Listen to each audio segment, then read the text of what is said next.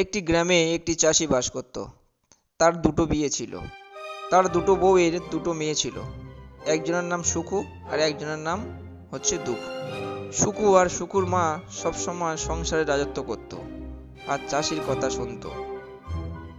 সুখু আর সুখুর মা সবসময় দেখতো ছোট বউ আর তার মেয়ে কি করছে, তারা সংসারে কি কাজ করছে কি না করছে, তারা এই দিকে খেয়াল রাখতো আর সব সময় অত্যাচার করত।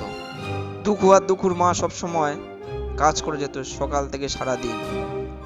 সুখু আর সুখুর মা ভালো মন্দ খেত আর ওদের ওপর অত্যাচার করত।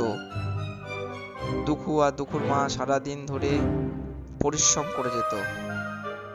দুঃখুর মা ঝাড় দিত, সংসারের সমস্ত কাজকর্ম করে যেত। সুখুর মা কোনো কাজ করতো না। সেই চাষি তার বড় বউ আর তার মেয়েকে খুব ভালোবাসতো। এই ব্যাপারটা ছোট বউ আর তার মেয়ে দেখতো আর তারা মনে মনে খুব কষ্ট পেত। একদিন দুঃখু তার তুলো নিয়ে ঘাটে যাচ্ছিল, আর সেই সময় হঠাৎ একটা জোরে হাওয়া এলো এবং দুঃখুর মাথা থেকে সেই তুলোগুলো উড়ে চলে গেল। তারপর দুঃখু বলল, যা, আমার তুলোগুলো সব উড়ে গেল মাথা থেকে, আমি এখন মাকে কি বলবো? সেই সময় হঠাৎ একটা বয়স্ক মহিলা তার কাছে এলো। কি হলো বাচ্চা, তুমি কাঁদছো কেন? আমার সঙ্গে এসো।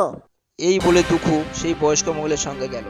সেই বয়স্ক মহিলা দুঃখুকে নিয়ে একটা সাদা ধবধবের বাড়ির ভিতরে ঢুকলো। এই ঘরের ভিতর এত তুলো দেখে দুঃখু অবাক হয়ে গেল। সেই বুড়ি বলল, তোমার যা লাগে তুমি নিয়ে যাও। দুঃখু সেখান থেকে তুলো নিয়ে গিয়ে বাজারে বিক্রি করে আর তার মা আর সে খুব সুখে ও শান্তিতে বাস করে। বন্ধুরা, চ্যানেলটিতে সাবস্ক্রাইব